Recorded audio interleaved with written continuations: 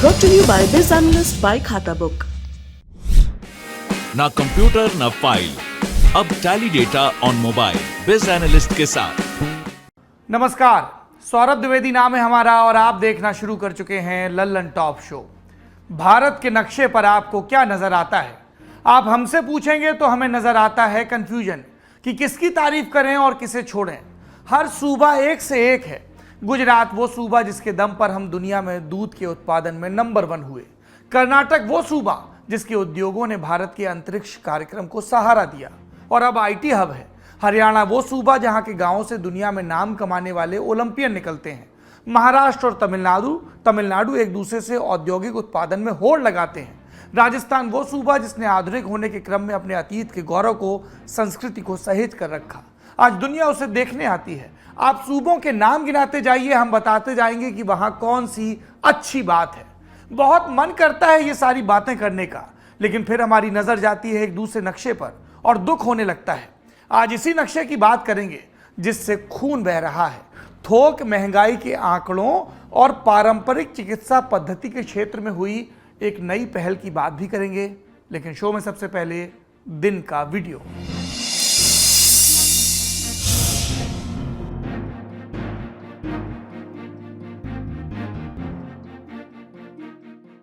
आपके मन में सवाल आ रहा होगा कि दिन के वीडियो के नाम पर हम आपको कुछ स्पष्ट क्यों नहीं दिखा रहे हैं। दरअसल ये वीडियो है ही ऐसा कि भारत का कानून और लल्लन टॉप की एडिटोरियल पॉलिसी इसे दिखाने की इजाजत नहीं देती और ना ही किसी भी सोशल मीडिया प्लेटफॉर्म पर यह वीडियो ज्यादा देर टिक सकता है। यह एक अपराध का सबूत है, एक व्यक्ति, एक जाति और देश के संविधान के खिलाफ हुए अपराध का सबूत। उत्तर प्रदेश के रायबरेली में 10 अप्रैल के रोज ये वीडियो शूट किया गया। लल्लन टॉप ने इस वीडियो को देखा है। कुछ लड़के घेर कर पीड़ित को पीटते हैं, धमकी देते हैं, जाति सूचक गालियां और फिर पीड़ित से एक हमलावर के पैर चटवाए जाते हैं। दलित समाज से आने वाला ये पीड़ित नाबालिग है, इसलिए हम उसकी पहचान जाहिर नहीं कर सकते। वो 10वीं कक्षा का छात्र है। 11 तारीख को पीड़ित ने कोतवाली में तहरीर दी। कहा कि सलोन रोड पर रहने वाला एक दोस्त उसे बिठाकर चांदमऊ बाग ले गया, जहां पहले से 5-6 लड़के मौजूद थे। सबने मिलकर पीड़ित को हॉकी बेल्ट और बिजली के तारों से पीटा। इस मामले में पुलिस ने एफआईआर दर्ज कर ली है। गिरफ्तारियां जारी हैं। कुल 8 लोग गिरफ्तार हुए हैं, जिनमें से कुछ नाबालिग भी हैं। पुलिस का कहना है कि मामला लड़कों के बीच आपसी दुश्मनी का है और इस मामले में SC/ST एक्ट की धाराएं भी जोड़ी गई हैं। वैसे स्थानीय अखबारों में खबर यह भी छपी कि बीते दिनों इलाके के पासी समाज ने थाने का घेराव कर मांग की थी कि मुख्य आरोपी को भी गिरफ्तार किया जाए। उसके बाद आज जाकर उत्तम सिंह की गिरफ्तारी हुई। हिंदी अखबार दैनिक भास्कर में 19 अप्रैल के रोज छपी रपट के मुताबिक ये लड़कों का आपसी झगड़ा नहीं था।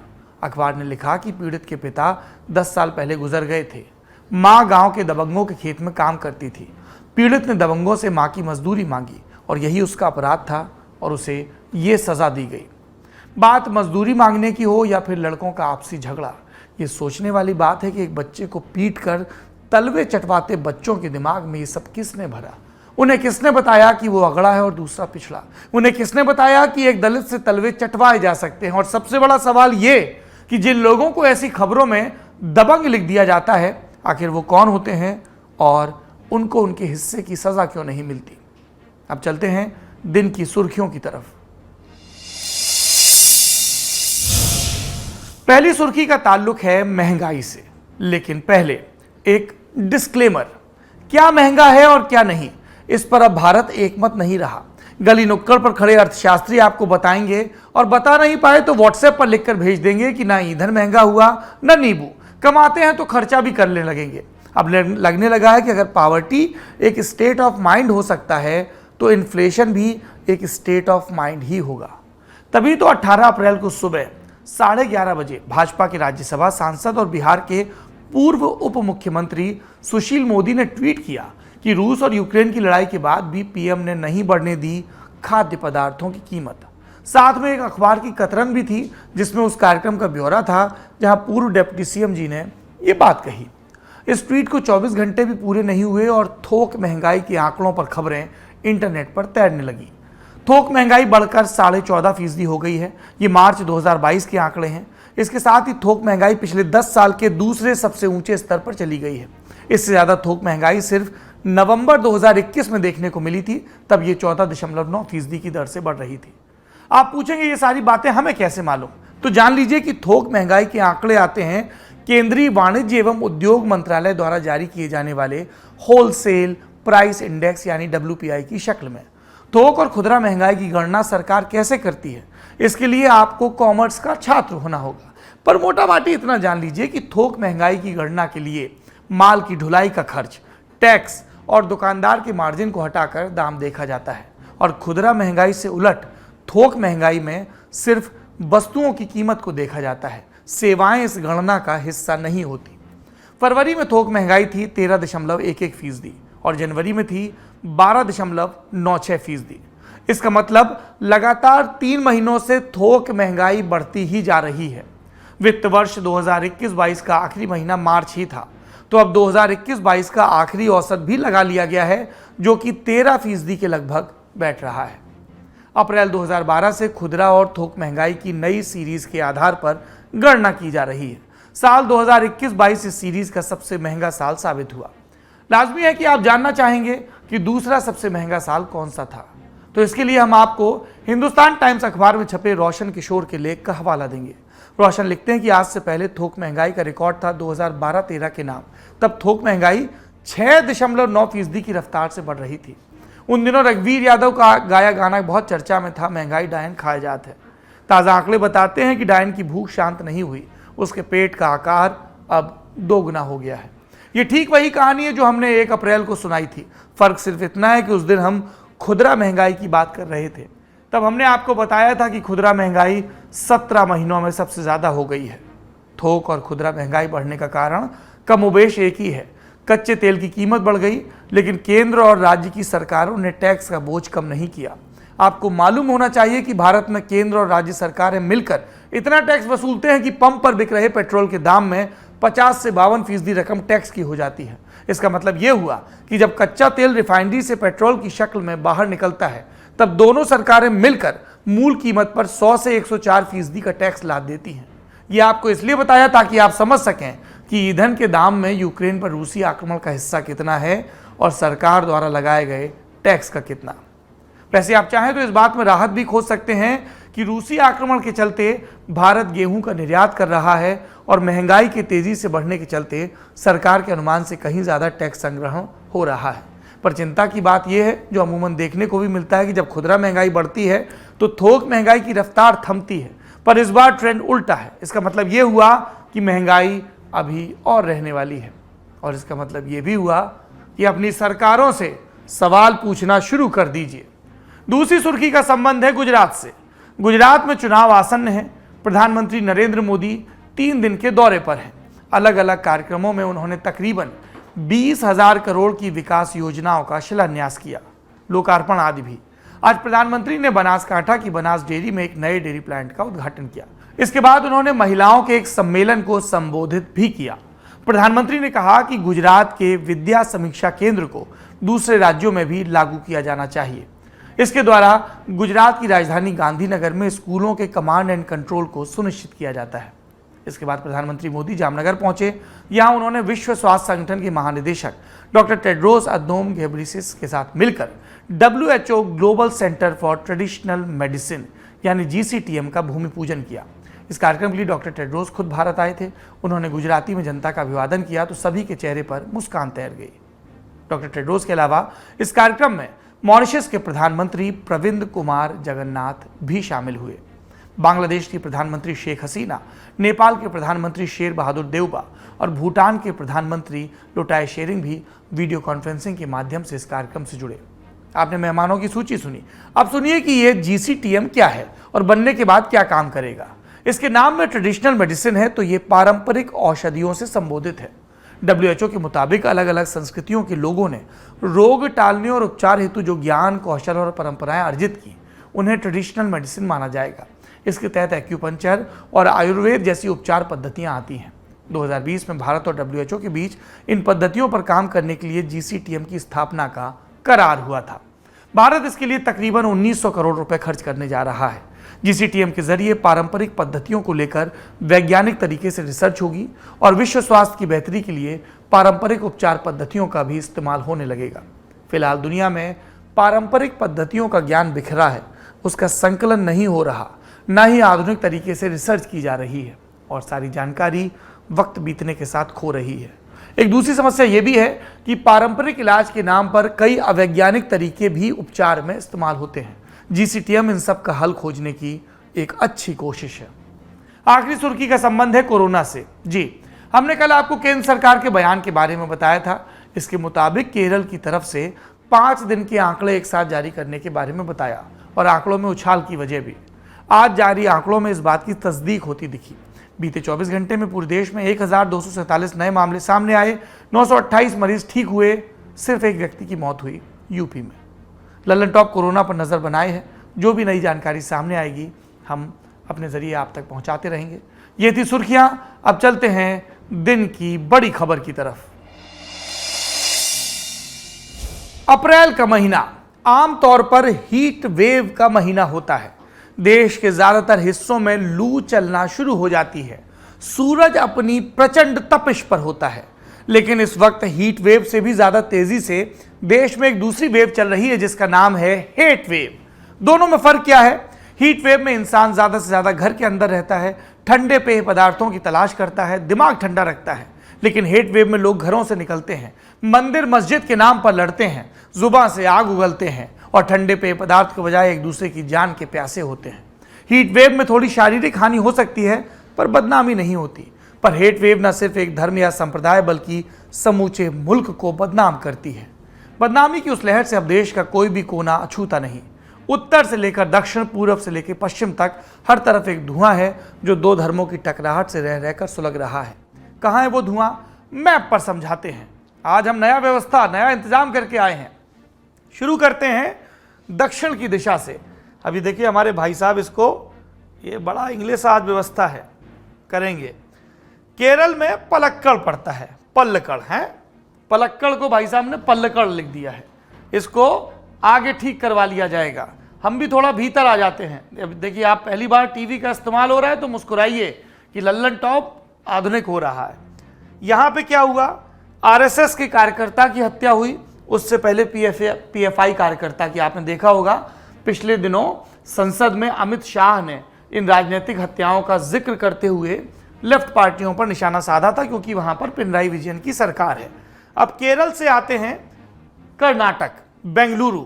अजान के स्पीकर पर लगातार विवाद चल रहा है और भी यहां पर सांप्रदायिक तनाव की घटनाएं जिसके बारे में बात करेंगे। फिर और ऊपर आते हैं कुर्नूल। हनुमान जयंती के दिन यहां पर हिंसा हुई। ये देखिए, हुबली 16 अप्रैल को हिंसा हुई, थाने के बाहर पथराव हुआ।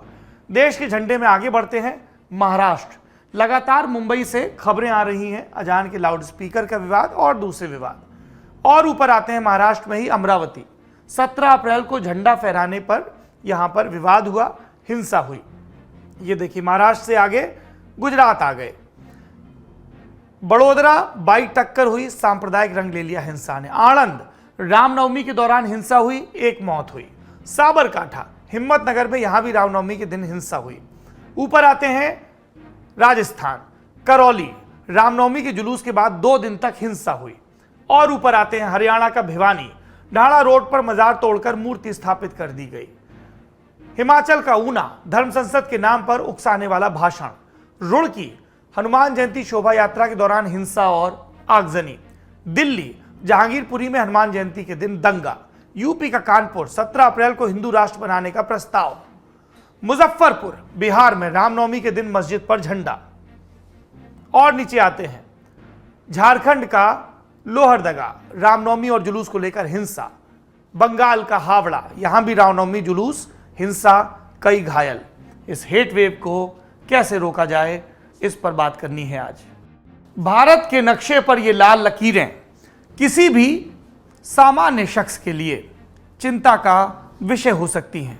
अगर ऐसा नहीं लगता तो नए सिरे से चिंतन की हमें और आपको जरूरत है कि एक बार फिर से शिकागो में दिए स्वामी विवेकानंद के दिए उस भाषण को याद किया जाए जिसमें वो कहते हैं, मुझे गर्व है कि मैं उस धर्म से हूं जिसने दुनिया को सहिष्णुता और सार्वभौमिक स्वीकृति का पाठ पढ़ाया। हम सिर्फ सार्वभौमिक सहिष्णुता पर ही विश्वास नहीं करते, बल्कि हम सभी धर्मों को सत्य के रूप में स्वीकार करते हैं।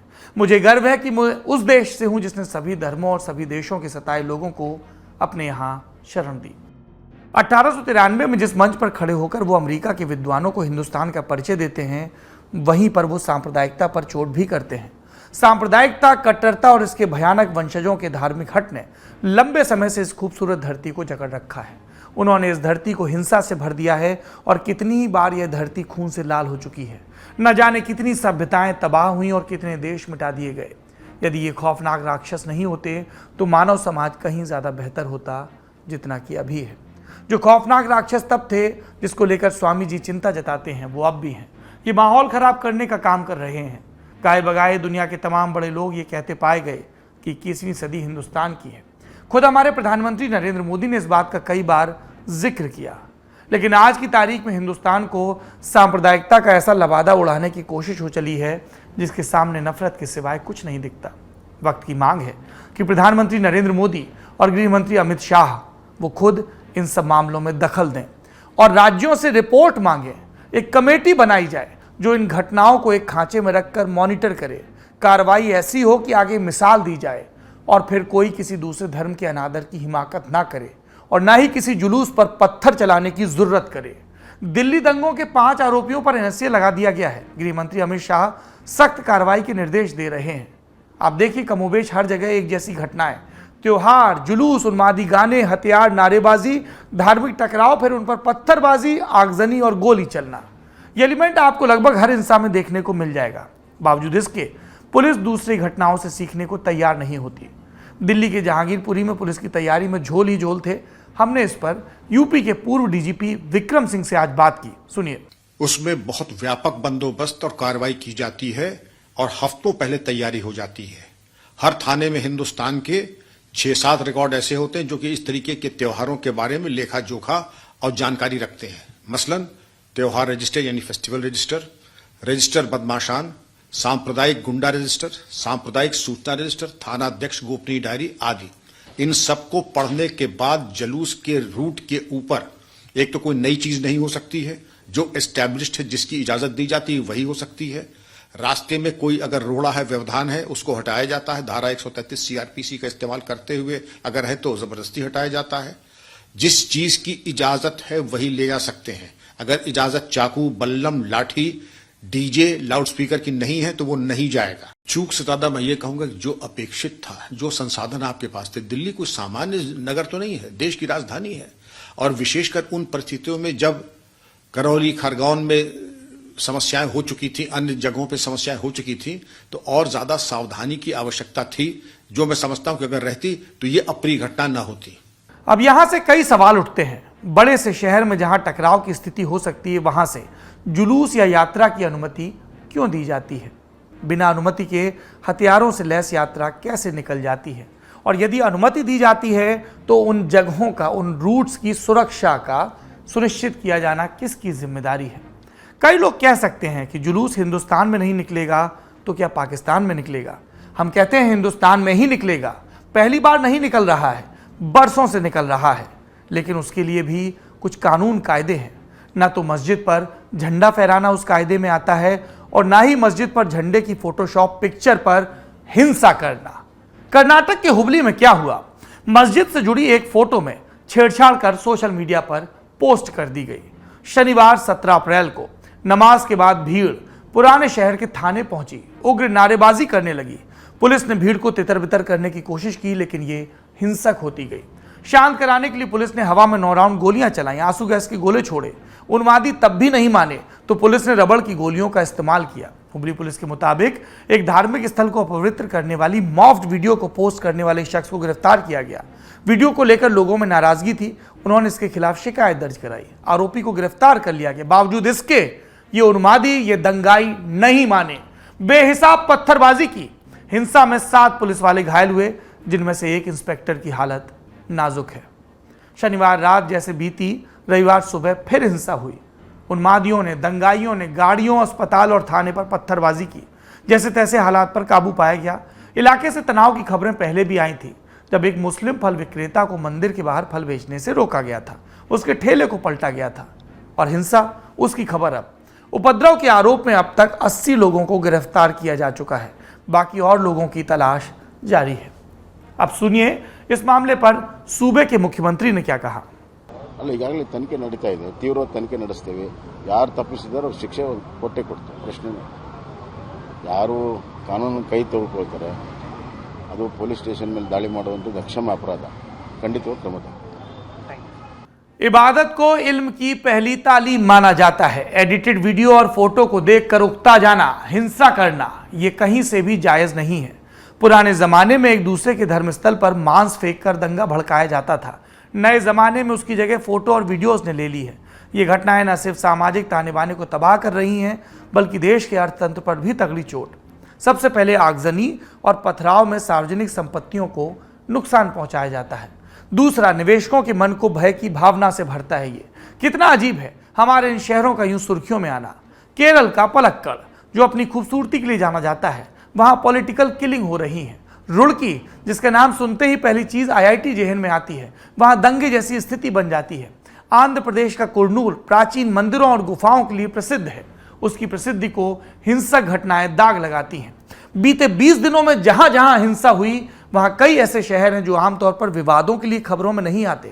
उन शहरों के नाम राष्ट्रीय विमर्श के विषय बने हैं, जो अपनी शांति के लिए जाने जाते हैं। 30 मार्च 2022 को गृह राज्य मंत्री नित्यानंद राय ने संसद में बयान दिया कि 2016 से 20 के 4 सालों के दरमियान 3400 से ज्यादा छोटे बड़े दंगे हुए। इनमें बीते 2 साल के आंकड़े नहीं हैं। आप सोचिएगा कि ये कौन सा कीर्तिमान बनाया जा रहा है। और एक बात और अपनी तरफ से कह दूं, इस कीर्तिमान को रोकने का एक ही तरीका है। किसी का कोई भी धर्म हो, बहुसंख्यक हो, अल्पसंख्यक हो, जिसने भी कानून अपने हाथ में लिया है, स्पीडी ट्रायल हो कोर्ट में और ऐसी सख्त सजा दी जाए कि अगली दफा कोई पत्थर उठाने से पहले, कोई हिंसा के लिए उकसाने से पहले 1000 दफा सोचे। कानून का राज हो और अपराधियों में कानून का खौफ हो। ये बहुत जरूरी है देश की शांति के लिए, सुरक्षा के लिए। शो में आखिर में कू की राय। आज हमने दर्शकों से सोशल मीडिया ऐप पर पूछा कि आपकी कमाई उतनी बढ़ी है जितनी महंगाई बढ़ी है, क्योंकि हमने आपको खुदरा महंगाई के बारे में बताया। हाँ कहने वाले 33%, यानी 33% को लगता है कि महंगाई के कंटेक्स्ट में उनकी कमाई भी बढ़ी है। 67% ने कहा नहीं, यानी उनका ये तात्पर्य है कि महंगाई ज़्यादा बढ़ी है और उनकी कमाई कम। अगर आप भी सोशल मीडिया ऐप कू पर हमारे पोल का हिस्सा बनना चाहें तो लल्लन टॉप को फॉलो करें। अलग अलग मुद्दों पर आप अपनी राय भी दे सकते हैं। आज का लल्लन टॉप शो यहीं पर समाप्त होता है। अपना और अपनों का ख्याल रखिए। शुभ रात्रि।